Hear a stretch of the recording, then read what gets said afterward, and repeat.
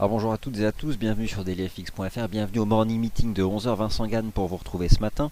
Cet après-midi à 14h15, webinaire, donc point de marché spécial basé sur les fourchettes d'Andrews. Alors on vous attend nombreux à partir de 14h15 en salle de trading, webinaire qui sera présenté par Nicolas Lavallée, expert donc des fourchettes d'Andrews, et vous retrouverez donc Nicolas Chéron à partir de demain pour son morning meeting. Alors les statistiques, il y en a eu un certain nombre depuis ce matin, les PMI de Markit.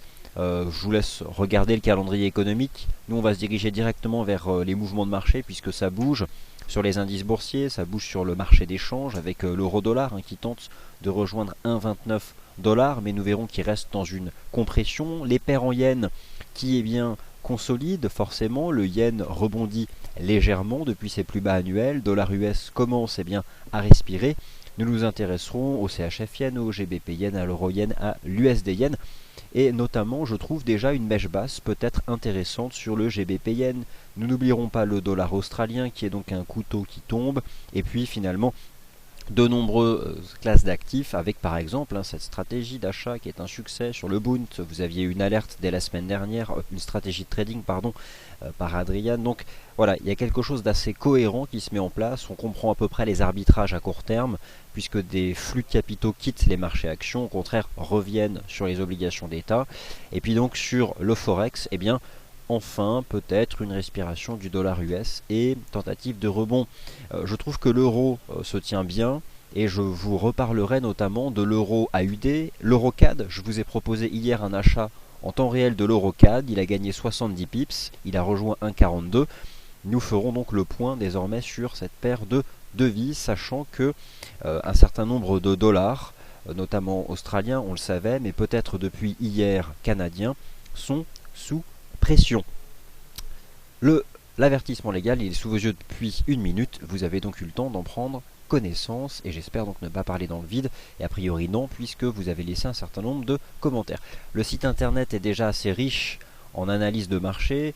Vous avez notamment ici donc un point sur l'euro-dollar qui construit une base, et c'est donc ce qui est confirmé. L'euro-dollar semble construire une base, mais nous restons donc prudents. Nous allons en parler justement. Vous avez ici une stratégie qui vous a été proposée sur le Bund, en fait un suivi de cette stratégie que vous avez peut-être mise en place à l'achat depuis hier.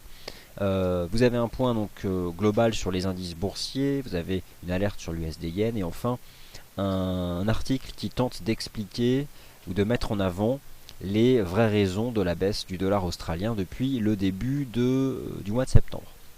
Donc on passe directement sur la plateforme, ici donc sur la plateforme MarketScope, et j'entame tout de suite un suivi de l'euro-dollar et ensuite des indices boursiers. Alors l'euro-dollar, vous avez ici un graphique en données journalières.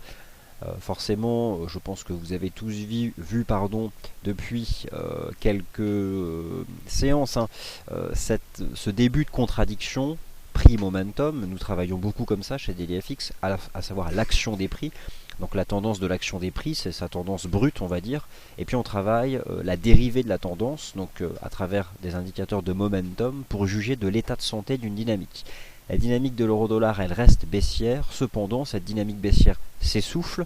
Et nous voyons cet essoufflement à travers la proximité de ce support majeur, 27,50, 1,28, à travers des figures d'essoufflement chartistes, et probablement une structure en biseau descendant, ou en tout cas une compression.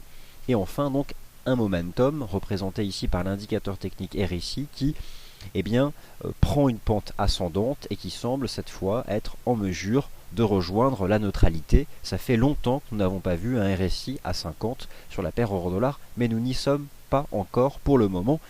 Il existe un certain nombre de résistances.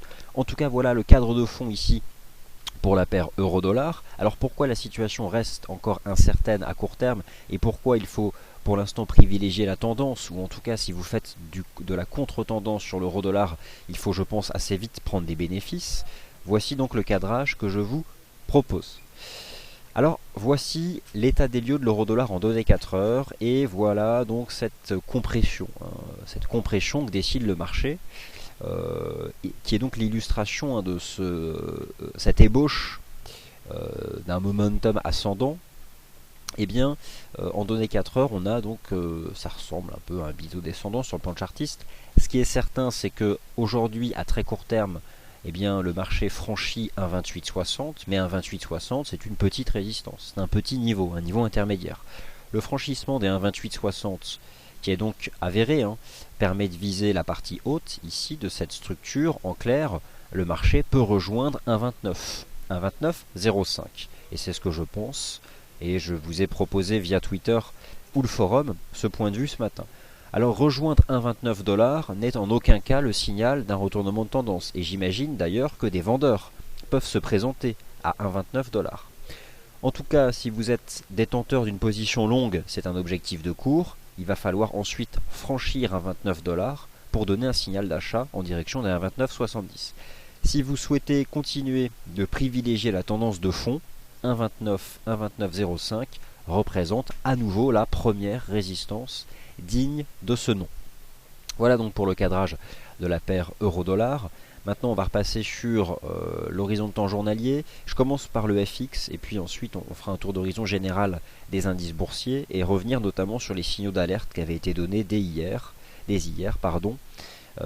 à travers notamment donc des chandeliers japonais d'hésitation et qui se traduisent aujourd'hui par des cassures de support en Europe et une divergence assez suivie par le marché. Vous connaissez l'adage, les troupes ne suivent pas les généraux. Et bien il s'avère que les troupes qui sont représentées par la majorité des actions, donc toutes celles qui appartiennent au S&P 500 et donc au Russell 2000, ne suivaient pas les récents signaux favorables donnés par les blue chips, les grosses capitalisations boursières, qui elles sont rassemblées dans l'indice Dow Jones. Mais ça, nous en parlerons après. Alors, forcément, à court terme, le yen rebondit.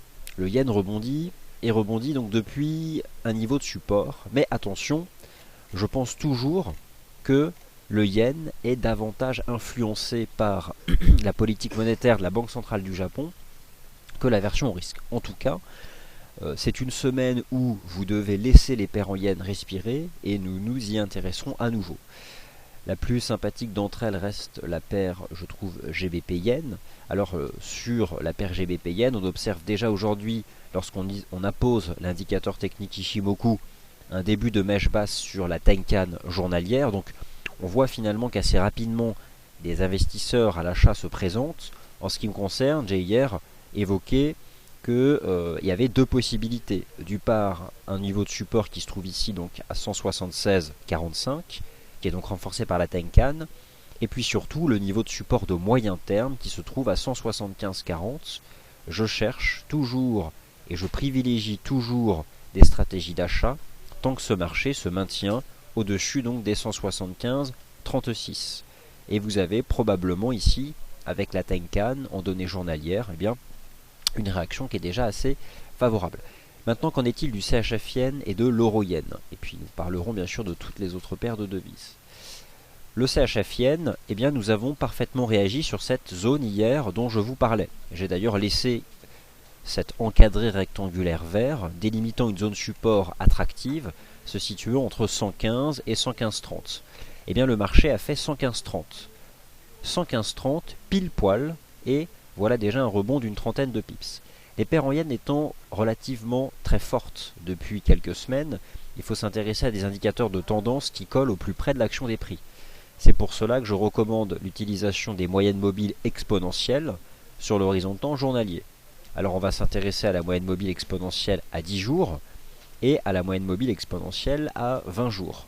Je pense que ce sont ces deux moyennes mobiles-là qui doivent être sur l'ensemble de vos graphiques donc des paires en yen. Donc ces deux moyennes mobiles en fait illustrent bien les deux possibilités, c'est-à-dire que nous avons un premier support à 115,30 qui réagit bien, et puis donc 115 qui est clairement l'équivalent des 175,50 sur le GBP yen. Donc en ce qui me concerne, je pense que nous avons ici bien, des zones attractives pour des stratégies d'achat, peut-être de moyen terme, en tout cas en dessous duquel on sait où positionner le stop de protection. Donc voilà, je m'intéresse clairement ici à ces zones, ici sur les paires en yen, et il y a déjà là un début de réaction tout à fait sympathique. Finalement, quel serait l'élément qui pourrait réellement perturber la dynamique des paires en yens, eh bien ce serait une phase d'aversion au risque extrêmement marquée, qui pourrait en effet peut-être redonner au yen son attractivité en tant qu'actif refuge, à moins que la Banque centrale du Japon ne lance ces fameuses nouvelles mesures non conventionnelles d'ici la fin de l'année. De toute façon, ces paires en yens, elles sont toujours prises en étau entre à la fois la politique monétaire pratiquée par la Banque centrale du Japon et en même temps ce statut très particulier qu'a toujours eu le yen sur le FX. En tout cas, au moment où je vous parle, nous avons d'ores et déjà un intérêt acheteur qui se présente. J'observe notamment ici sur l'euro-yen au-dessus des 139,30 et pour l'euro-yen, disons que c'est important cette zone-là. Alors, c'est ce niveau de support-là.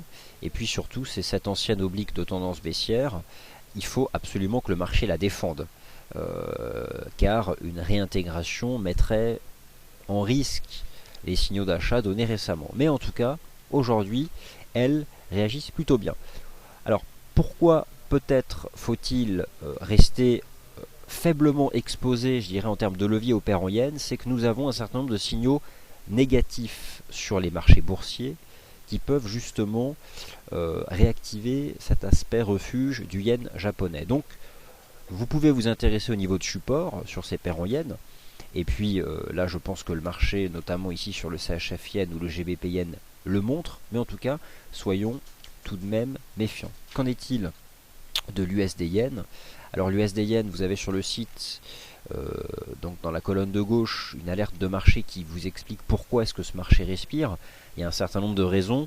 Nous avons à la fois forcément le rebond technique du yen japonais depuis ses plus bas annuels et la respiration tant attendue sur le dollar US qui gagne 5%, c'est énorme sur le forex depuis le 1er juillet pardon. Mais vous avez notamment un graphique de long terme qui vous rappelle les tenants et les aboutissants de la dynamique de fond de cette paire de devises. Et vous devez donc bien comprendre que l'USD yen, en réalité, en ayant atteint les 109,50, eh bien, a atteint cette oblique de résistance. Ici, vous avez sous les yeux un graphique en données mensuelles. Nous sommes entrés non pas dans une phase de baisse, attention, absolument pas, mais dans une phase de pullback. Et le pullback, il faut le laisser s'exprimer pour revenir à l'achat plus tard. Et je pense que ce marché, déjà, va revenir vers un premier support qui se trouve à 107,50. Donc je vais revenir ici sur l'USD yen en données journalières. Vous avez notamment la moyenne mobile à 20 jours, alors cette fois-ci la moyenne mobile arithmétique, et je pense que les 107,50 sont déjà un premier niveau de support, puisqu'il s'agissait aussi de cette ancienne oblique de résistance qui attrapait tous les creux ascendants et qui fera désormais office de support. Donc à court terme, laissons ces paires en yens respirer, ne vous intéressez pas à l'USD yen pour un achat à très court terme. Je pense que cette paire de devises peut reculer davantage. GBP yen réagit bien, certes. Peut-être que CHF yen entre 115 et 115,30 est peut-être finalement une des meilleures façons d'attraper un niveau de support sur cette paire de devises. Alors, qu'en est-il maintenant des autres paires de devises? On a évoqué tout à l'heure le cas de l'euro-dollar. Je pense que là la situation est assez claire. Maintenant, je pense qu'il est temps d'évoquer le cas du dollar australien. Alors, le dollar australien, je vais l'évoquer face à un certain nombre de paires de devises, ainsi que le dollar canadien. Alors tout d'abord, je reviens sur le dollar canadien et cette stratégie proposée hier dans mon émission de l'après-midi. Je vous invitais à passer à l'achat dans le cadre d'une stratégie de court terme hier de la paire EuroCAD. Pourquoi passer à l'achat sur l'EuroCAD?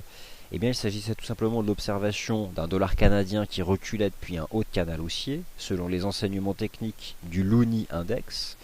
Et puis surtout, j'estime que l'euro est actuellement une monnaie neutre sur le FX. Pour l'ensemble de ces raisons, je vous ai invité hier à adopter une stratégie d'achat sur l'euro CAD pour viser la résistance à 1,4250. Eh bien, à court terme, je pense toujours que la résistance à 1,4250 est un objectif de cours. Et si vous êtes passé à l'achat hier sur l'EuroCAD, eh bien vous pouvez désormais ramener votre stop de protection au cours d'entrée. Alors, concernant justement ces paires face notamment donc au dollar australien, je m'intéresse à nouveau ici à la paire de devises euro AUD. Je pense que l'euro AUD eh bien, est toujours bien orienté, comme il l'est depuis le 8 septembre. Hier, nous avons donc franchi un niveau qui se trouve à 1,4420 et aujourd'hui le marché réagit bien sur 1,4420 et donc rencontre une résistance ici à 1,4477. Eh bien, je ne pense pas qu'il s'agisse d'une résistance à vendre. Je ne serai donc pas vendeur de l'euro AUD et j'ai au contraire le sentiment que l'euro AUD est en mesure de casser de nouvelles résistances à la hausse. Donc, je pense que si vous êtes en position longue ici sur cette paire de devises, eh bien vous devez tenir. Et en ce qui me concerne, il me paraît probable que ce marché remonte en direction ici des 1,46. Donc l'euro AUD est bien orienté. Et finalement, c'est le dollar australien qui est en souffrance sur le FX. L'AUD USD, je pense que c'est aussi un couteau qui tombe. Par contre, en termes de timing, je vous invite à mettre à profit la moyenne mobile exponentielle à 10 jours pour adopter une stratégie de vente. Donc, à l'heure actuelle, il n'existe pas de timing pour passer vendeur sur cette paire de devises.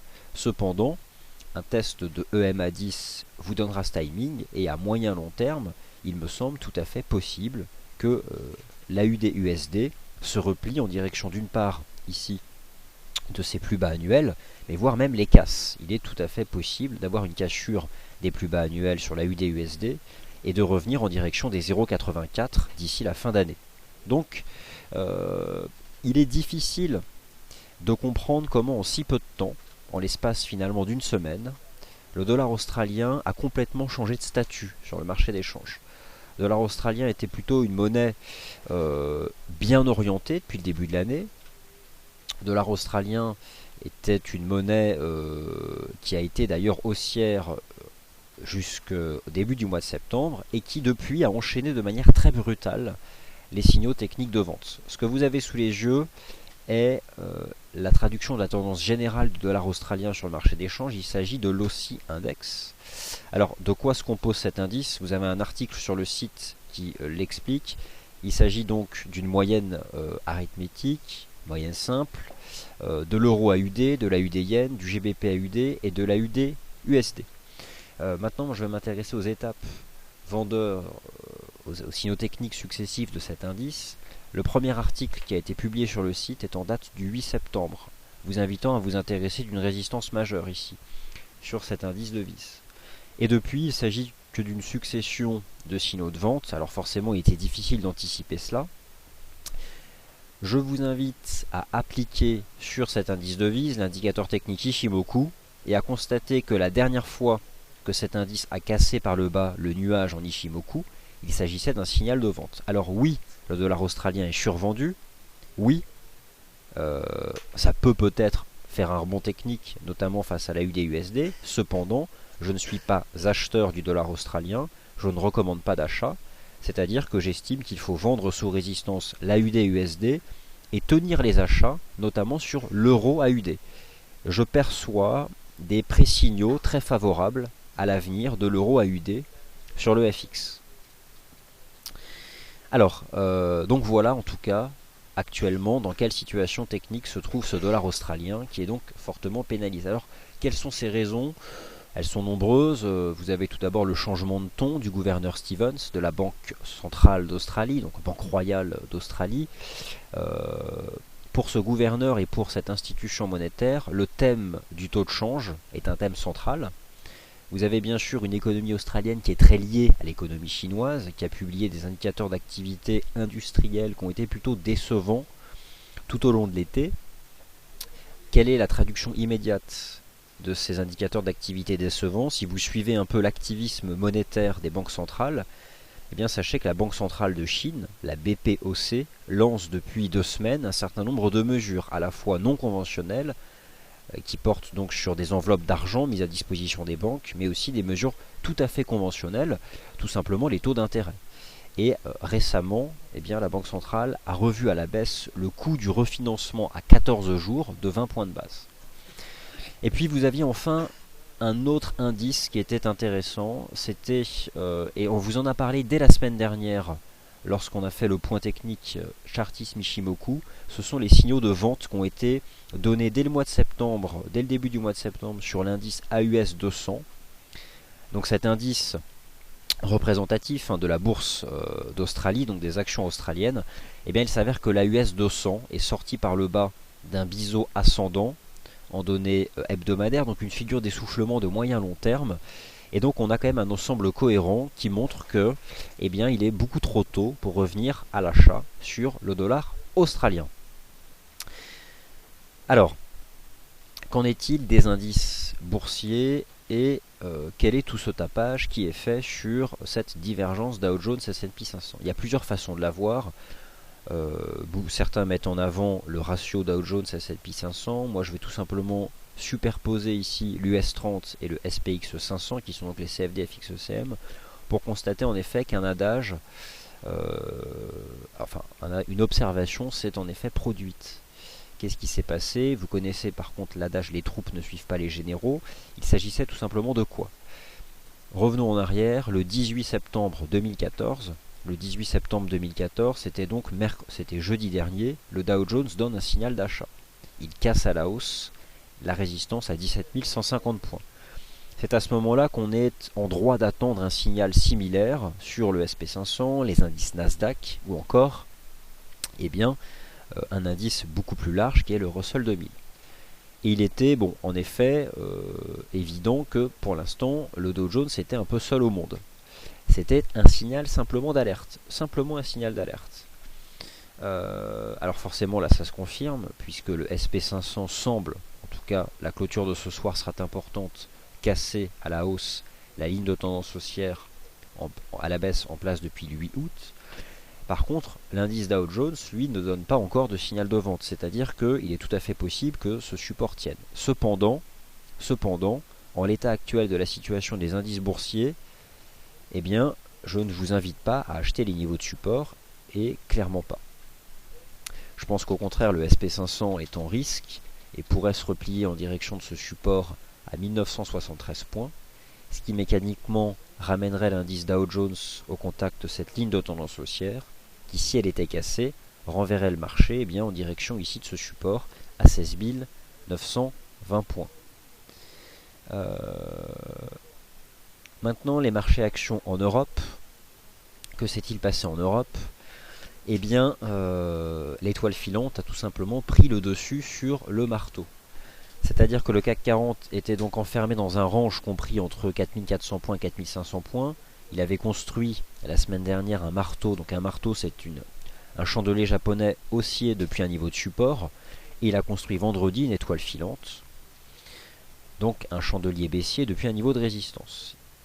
Certes, nous n'avons pas encore la clôture, mais quand même force est de constater que les effets du marteau sont complètement neutralisés et qu'au contraire, l'étoile filante s'exprime pleinement. Si le marché devait clôturer au niveau actuel des cours, la moyenne mobile à 20 jours serait enfoncée. Et si la clôture devait se faire au niveau actuel des cours vendredi soir, à savoir sous 4400 points, c'est tout simplement la moyenne mobile à 30 semaines qui serait cassée.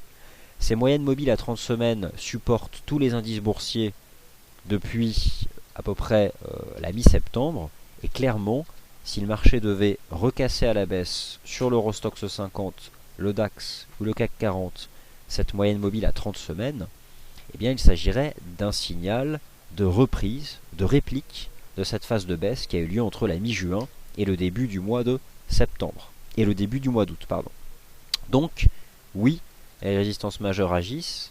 4500 points, c'était le point de décrochage baissier de la fin du mois de juin, ici sur le CAC 40. 9800 points, c'était le point de décrochage baissier du début du mois de juillet, ici, sur le DAX. Cependant, il faut quand même rester prudent. Il faut impérativement que les indices européens se confirment tous. On a évoqué la divergence Dow Jones S&P 500 comme un signal de faiblesse, mais le simple fait de voir le CAC 40 casser un support n'est pas suffisant. Il faut appliquer cette approche intramarché jusqu'au bout. Il ne faut pas uniquement tenir compte des signaux baissiers. C'est-à-dire que si le CAC casse un support, comme a priori c'est le cas, et qui je pense va valider un double sommet pour le renvoyer à 4300 points, il faut que le DAX fasse la même chose, à savoir casser les 9600 points. Il faut encore aussi que l'Eurostoxx 50 fasse la même chose, à savoir casser les 3200 points.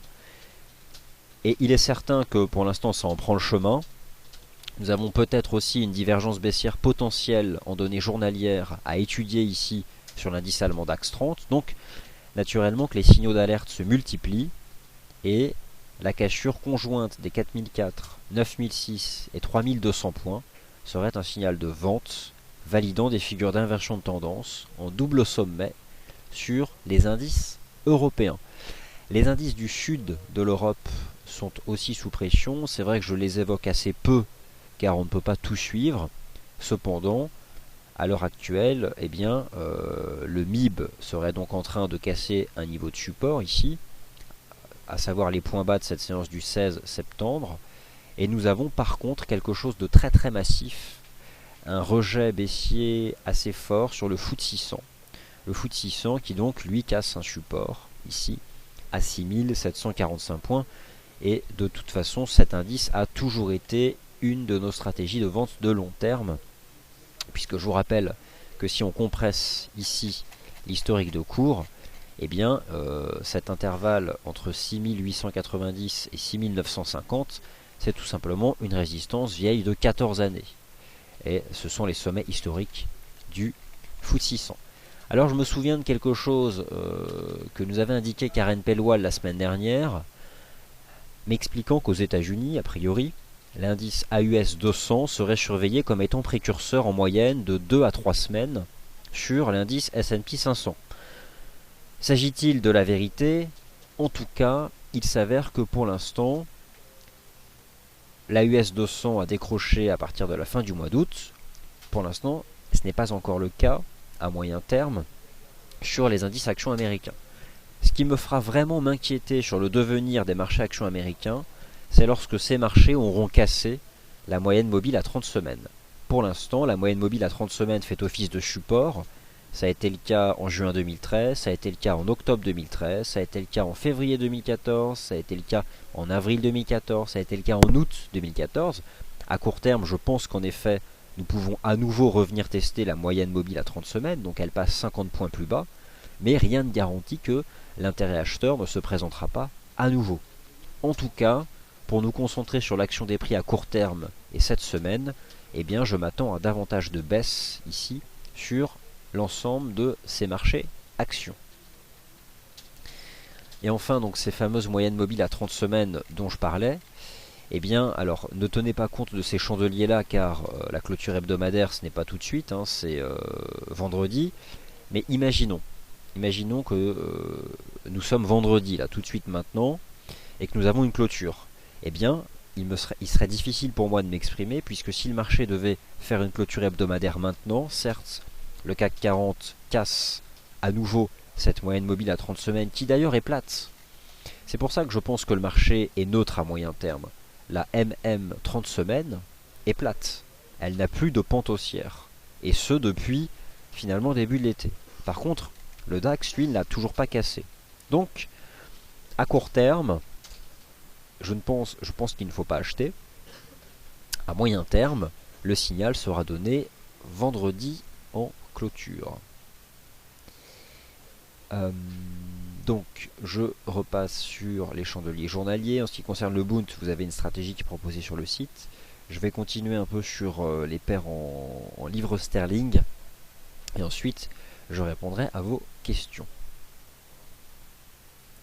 Alors, le temps que ça charge. Et puis peut-être qu'il y a d'autres paires de devises qui vous intéressent. Bon, je regardais notamment cette paire AUD Yen qui a continué de chuter. La UD4 qui a dû probablement atteindre l'objectif de cours proposé par Adrian dans son alerte vendredi.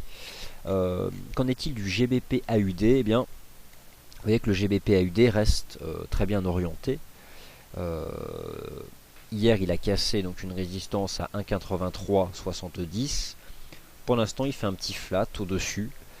La tendance elle reste haussière ici sur cette paire de devises qui est donc le GBP AUD.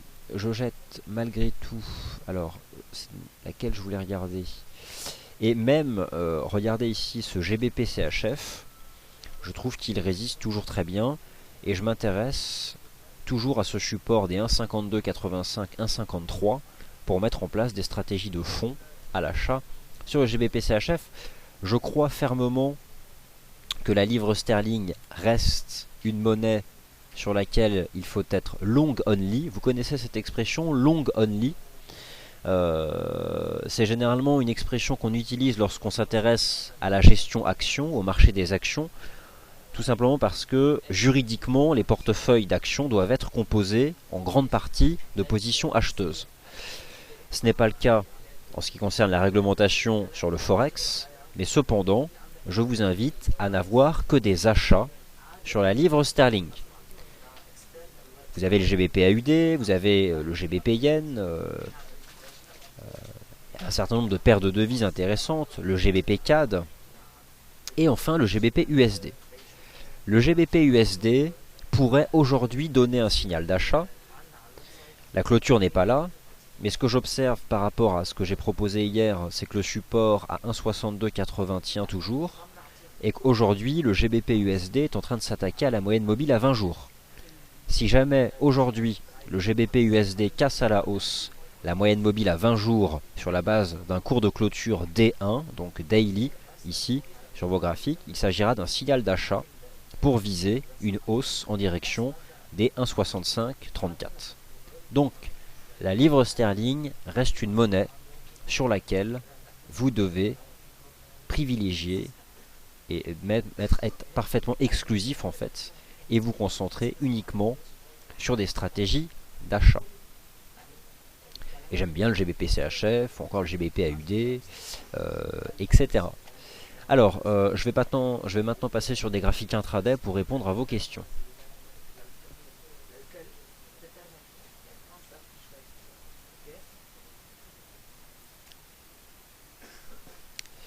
Alors en effet, donc, première question ici de Rémi sur l'euro-dollar. Il est tout à fait possible que les 1,29 $ soient vendus. D'ailleurs, c'est une résistance. La compression, elle est loin d'être terminée sur l'euro-dollar. Mais nous en avons donc tout à l'heure parlé. Il y a tout à fait... Donc, les positions longues qui ont pu être créées, disons sur ces 1,2820, votre objectif c'est un 29,06. Je ne serai pas davantage, je ne serai pas plus gourmand que cela en fait à court terme. Voilà, nous sommes dans cette compression. J'ai envie de dire tout est possible. On peut rejoindre la partie haute et retomber en bas. Des acheteurs pourront se représenter sur cette oblique. Ou au contraire, en cas de cassure haussière 4 heures des 1,29, là on ira directement chercher ici, c'est un 29,70. Enfin, vous voyez que les trades doivent être limités, c'est-à-dire que si on arrive à attraper 40 ou 50 pips, c'est d'ailleurs le principe d'une compression, cela me paraît très bien.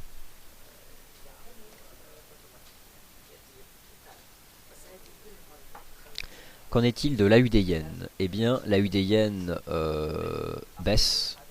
L'AUD Yen est sous pression, tout simplement parce que le dollar australien est vendu et que le yen japonais se stabilise. Le yen japonais se stabilise depuis qu'il a testé ses plus bas annuels. Alors, qu'en est-il maintenant de l'AUD Yen? Alors l'AUD Yen, il y a un niveau technique qu'il est en train de malmener. Il s'agit de ce niveau des 96,50. Bon, on en a déjà parlé hier. Il est probable qu'on soit là encore dans une phase de baisse, hein. Bon, à l'image de ce qui est à l'image de l'AUD de manière générale. Et je pense que le marché peut revenir chercher cette oblique de tendance haussière ici, donc qui passe un peu plus bas, et finalement je ne serais pas surpris que l'AUD Yen recule en direction des 95,73, 95,70. Alors c'est un ratio de retracement, et d'autre part si je travaille en extension la baisse actuelle, voilà, je trouve ça. Donc nous avons une zone ici que les vendeurs peuvent viser, à savoir 95,60, 95,70. Ça me semble une zone très intéressante, un objectif de baisse pour ceux qui ont vendu. Le GBP USD, nous en avons parlé, je reste positif sur ce GBP USD. Alors, Laurent, vous avez donc une question concernant l'indicateur de volume pour MT4. Je vous invite à vous mettre en relation avec votre service client. Mais a priori pour MT4 ce n'est pas disponible. Donc il vous faudra télécharger la Trading Station directement depuis le site FXECM. Alors, visiteur, donc vous êtes à l'achat sur l'euro AUD. Si vous avez une question concernant une difficulté pour clôturer votre trade en cours, vous contactez votre service client. Alors, vous avez une vente sur un indice US à 4093. 4093, j'imagine que vous avez vendu le Nasdaq 100. Alors, c'est toujours compliqué d'être vendeur du Nasdaq, mais en tout cas, bon, vous avez bien vendu parce que ça baisse. Il est possible que ce marché revienne chercher les 4000 points. Voilà, c'est ce niveau-là, horizontal. Je pense que vous pourrez prendre des bénéfices sur 4000 points.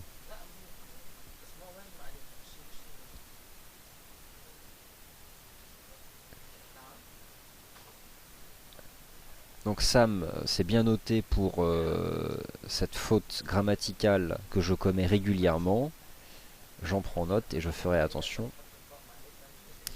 Serge, vous avez une question sur le GBP AUD et notamment où serait le renfort. Alors, moi je ne pratique pas cette méthode de renfort, mais en tout cas, si vous êtes à l'achat sur le GBP AUD, vous êtes plutôt bien. Je vous invite à mettre à profit la moyenne mobile exponentielle à 10 jours pour peut-être mettre en place un système de stop suiveur. Je préfère ce principe de stop suiveur que de renfort.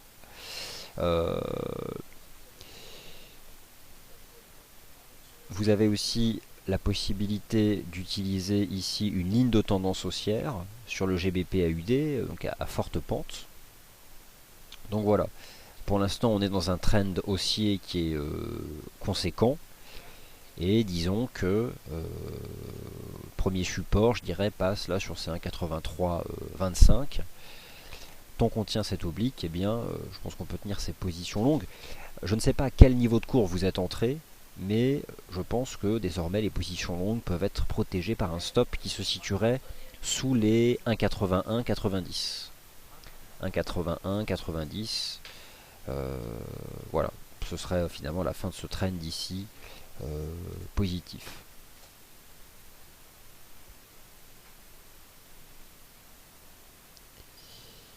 Alors, l'USD CNH.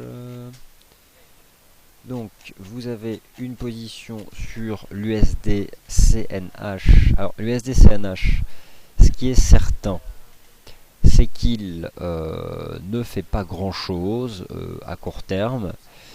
On a eu ici cette première impulsion entre le 11 septembre et le 15 septembre. Depuis le marché, on voit la travail. Bon, c'est pas évident, mais je vais essayer de trouver un retracement. Franchement, c'est pas évident. J'ai l'impression que ça cherche quand même à se retenir, mais c'est pas non plus très impulsif.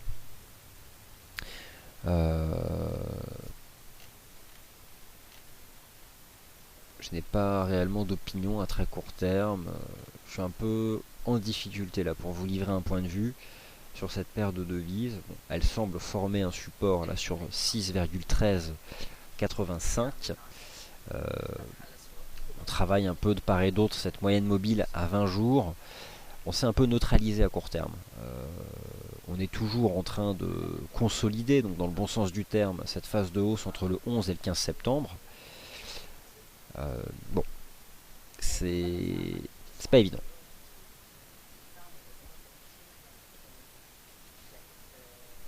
Alors, une question sur le FTSE 600.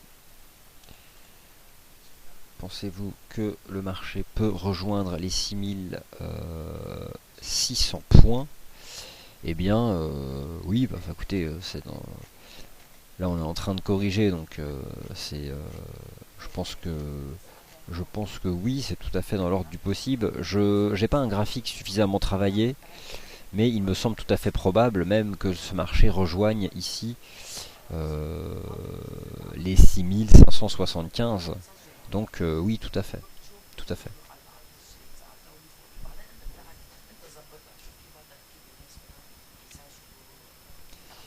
Alors, euh,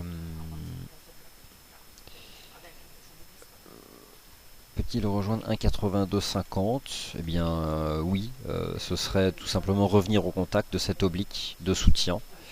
Il y a un écart aux indicateurs de tendance de court terme assez marqué, donc c'est possible de revenir travailler cet oblique qui, je pense, sera à nouveau acheté par le marché.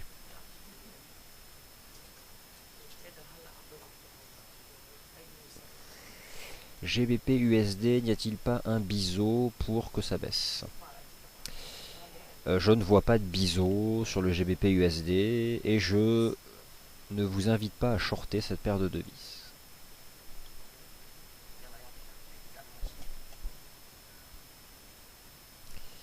Alors Gilbert, vous êtes à l'achat sur le GBP CHF à 1,5320, donc je pense que c'est un bel achat. Vous avez une belle position longue, vous avez profité de la mèche de ce matin, vous avez un stop à 1,5310. Quels pourraient être les objectifs intraday? Moi je pense que là vous avez ouvert une belle position, donc laissez-lui la chance de s'exprimer. J'apprécie vraiment la dynamique de cette paire de devises. Maintenant, quelles pourraient être les cibles intraday? Alors, je vais essayer de vous répondre en utilisant un graphique 4 heures. Écoutez, les cibles intraday, déjà revenir ici, chercher les 1,53, les 1,53,90. Ça me paraît être ça me semble ici être la prochaine résistance. Après, il est quand même possible, en termes de swing trading, qu'on fasse un flat. Vous voyez ici, dans cette zone-là, entre donc comme ceci, voilà, au-dessus donc des 1,52,86, un range avant derrière que ça relance. Nous avons ici une moyenne mobile à 20 jours qui était ascendante, phase de correction, et là elle reprend une pente haussière. Donc vous avez, je pense, un bel achat avec un stop initial que vous avez mis à 1,5310. C'est probablement un stop trop serré, 1,5310, ça c'est certain, puisque le niveau de support ici, le plus évident je le pense, est à 1,5286. Vous, si vous avez acheté à 1,5320 avec un stop à 1,5310, vous avez un risque de perte de 10 pips. Donc l'espérance de gain doit être au moins de 20 pips. Ce qui est actuellement le cas puisque vous gagnez actuellement une trentaine de points. Donc par rapport à votre risque initial, vous êtes au niveau actuel des cours en l'état déjà de prendre des bénéfices. C'est vraiment comme ça qu'il faut voir les choses. Si votre risque est de 10 points, il ne faut pas viser une espérance de gain de 150 points. Donc vous avez initié un trade intraday avec 30 points de gain par rapport au risque de perte de 10 points. Vous êtes déjà en l'état de sécuriser des gains.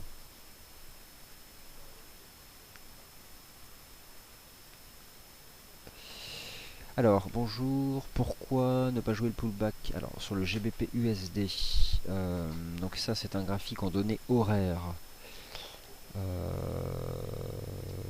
C'est un graphique en données horaires. Alors, je vais regarder.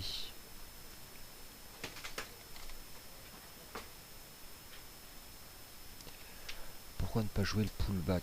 Alors, je vais essayer d'aller chercher la même... Ah d'accord, ok, je vois exactement... voilà, c'est en fait, vous faites référence à ça.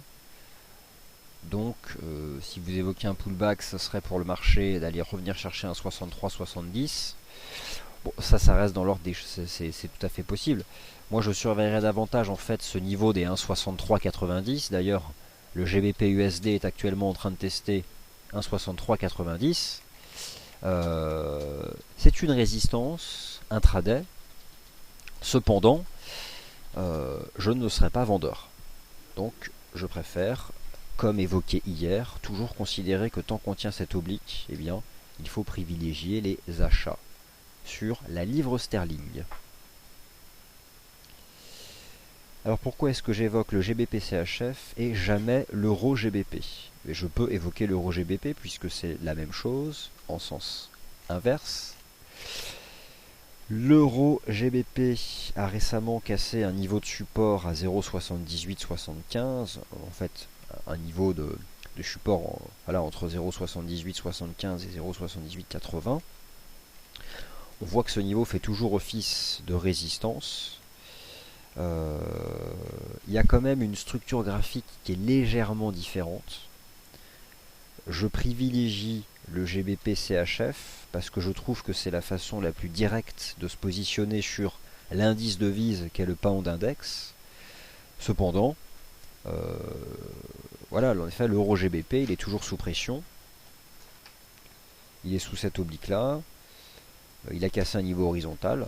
Bon, ça reste plutôt négatif, même clairement. Mais je m'intéresse en termes de stratégie de trading au GBP CHF.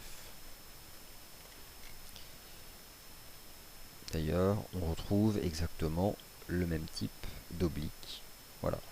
C'est celle-ci qui avait été cassée à la hausse donc le 17 septembre. Et en fait, le vrai signal d'achat, il avait été donné ici le 17 septembre sur ce GBP CHF.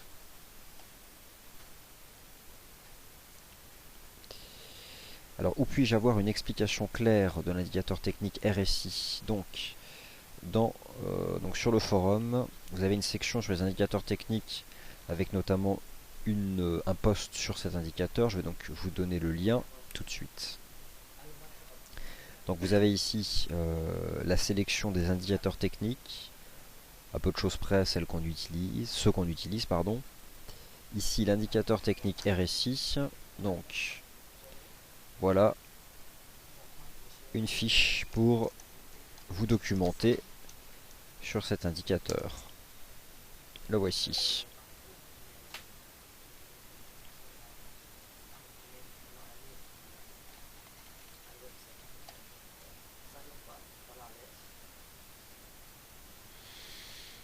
Alors, vous avez shorté l'argent à 18 $, et donc vous êtes plutôt bien.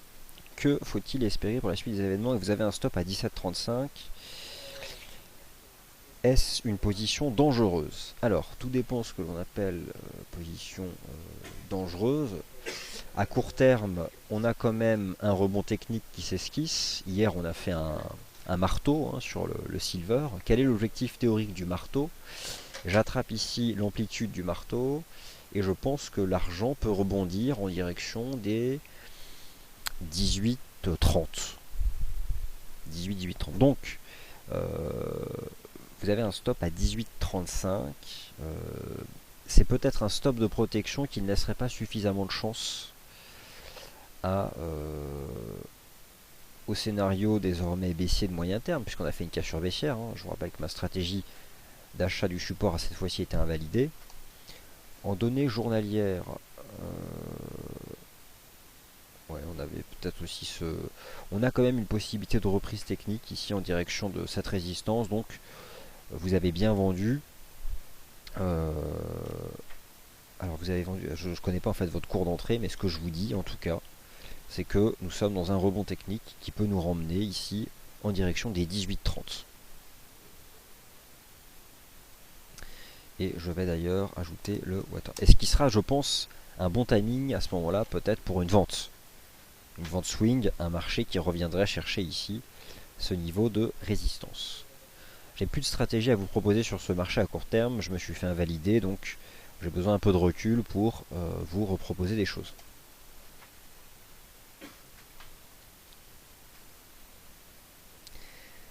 Alors, Claude, la stratégie de vente sur la UDCAD vous a été proposée vendredi et les objectifs ont été atteints.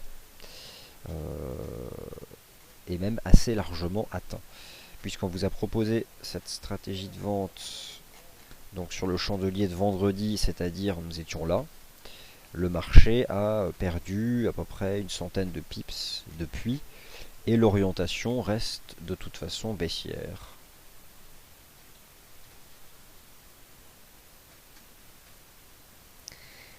Je pense que cela est trop risqué, visiteur, concernant donc ce Nasdaq 100. Alors, Daniel 167. Alors, je continue les questions. C'est vrai qu'il y a un certain nombre de questions. L'USD4 m'a toujours mis mal à l'aise, dans le sens où il est la confrontation à court terme de monnaies qui sont assez liées. On malmène un peu le niveau des indices. Un jour on le casse à la hausse, un jour on le casse à la baisse. Au niveau actuel des cours, j'ai pas grand chose à vous dire sur ce que construit là l'USD4. Ça me paraît peu lisible. C'est peu lisible. j'ai davantage de conviction sur le ROCAD par exemple, comme évoqué hier. Alors concernant votre position sur l'USD-CNH, JS, j'ai envie de dire tout dépend lorsque vous avez ouvert la position. Lorsque vous ouvrez une position, vous avez mécaniquement un stop et un objectif de cours. C'est obligatoire. Sinon, il est difficile de répondre à une question, faut-il couper ou faut-il prendre des bénéfices? Pour pouvoir vous répondre, j'ai besoin d'avoir votre scénario initial complet, c'est-à-dire votre cours d'entrée, un stop et un objectif de cours. Sinon, c'est difficile pour moi de vous apporter une vraie réponse. Alors, un mot sur les pétroles. Un mot sur les pétroles. Alors les pétroles, la situation est complexe, cependant, pour l'instant, il n'y a pas d'accélération. Le marché travaille toujours les supports ici, donc sur le pétrole, vous voyez, on travaille. C'est pas évident. Le WTI, j'ai déjà l'impression qu'il a cassé, mais en même temps, on tient 90-40. Le Brent, il tient 96-73. On est sur ces niveaux de support. Les matières premières sont dans une situation délicate. Elles peuvent certes bénéficier à court terme d'une respiration du dollar US, mais tant que les pétroles restent sous résistance, ça reste compliqué. Cependant, il est vrai que le Brent tient encore son niveau de support, ainsi que le WTI. Donc, par rapport à hier, la situation technique n'a pas changé. On n'a pas eu de cassure à l'image de ce qu'on a eu sur les métaux précieux, mais il convient d'être prudent sur l'avenir donc de ces matières premières qui ont fortement chuté cet été. Cependant, voilà, les pétroles, on tient le niveau, on tient les supports. Une respiration du dollar américain pourrait peut-être favoriser un rebond technique. C'est quelque chose que l'on pourrait défendre si une résistance était franchie, et je surveille notamment les Kijun ici en Ishimoku sur le WTI et le Brent en données journalières. Disons que c'est vrai que le Brent tient bien pour l'instant les 96-70. Mais voilà, pour parler d'un double creux sur le Brent, il faut casser les 99-60.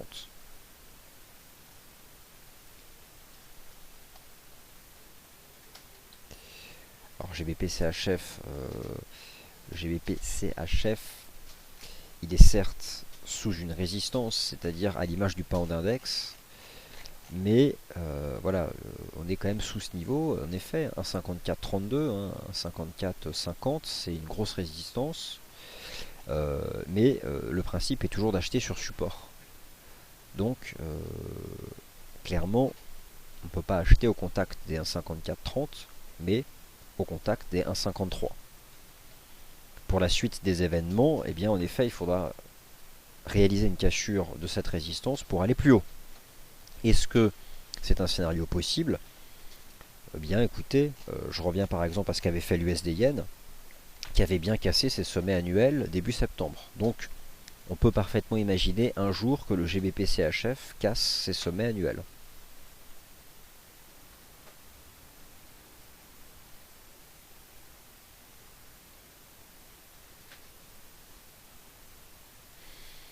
Alors, le Dow Jones FXM Dollar Index se dirige vers les 10 900 points. D'après vous, est-ce que cela va tenir ou est-ce que les 10 900 points vont être cassés?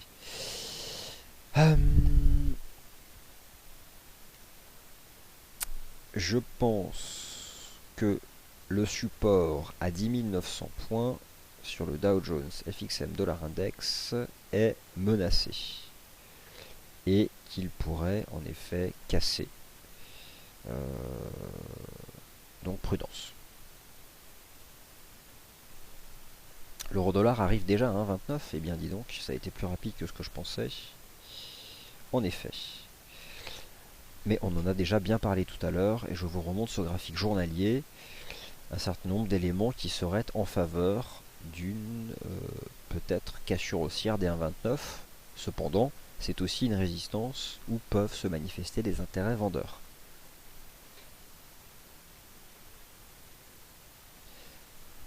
Alors, est-ce que je suis à l'achat sur le l'AUD NZD.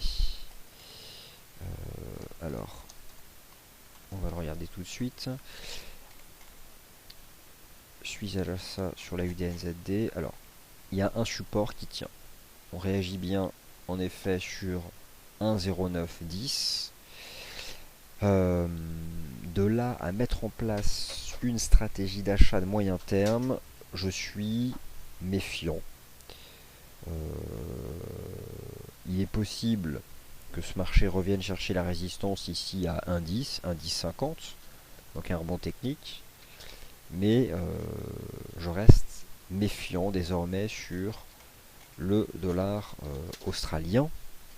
Après, uniquement graphiquement, c'est vrai qu'on commence à bien réagir.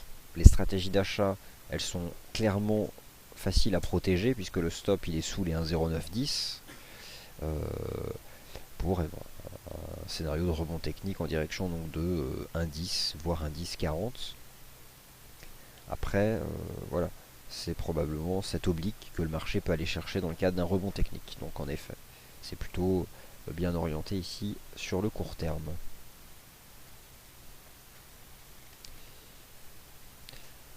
Donc aujourd'hui, s'il y a une clôture journalière que je vais surveiller, c'est celle du GBP USD, et notamment donc cette moyenne mobile à 20 jours, ainsi que de cette oblique de résistance baissière en place depuis le 15 juillet.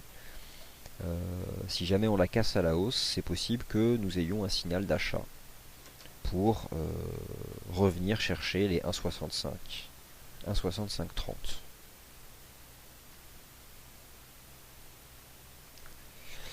Alors, l'euro GBP.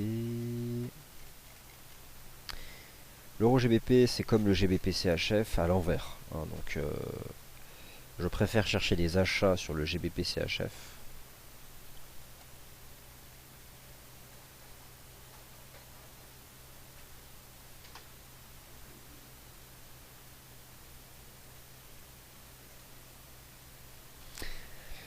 Alors, l'euro yen.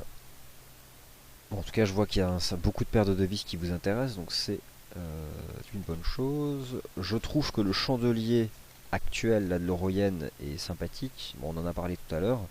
On voit tout de suite que des acheteurs se sont présentés entre 139,30 et 139,60. C'est pas mal. J'ai toujours une préférence pour le CHF yen.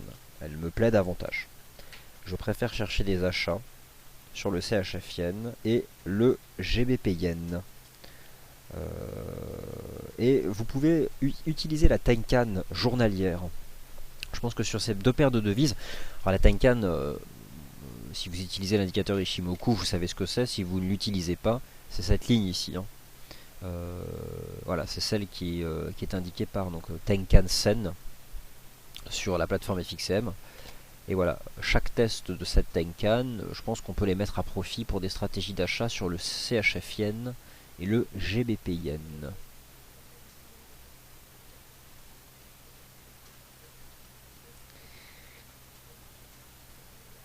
Alors, ok. Voilà donc, je vous remercie d'avoir posé autant de questions. Alors ne partez pas tout de suite, attendez, c'est pas fini. À partir de 14h15, vous avez un point de marché qui vous sera présenté par Nicolas Lavallée en utilisant un autre indicateur, les fourchettes d'Andrews.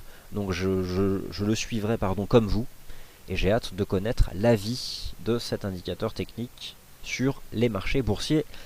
Bon appétit à tous et rendez-vous tout à l'heure à 14h15. Merci à tous.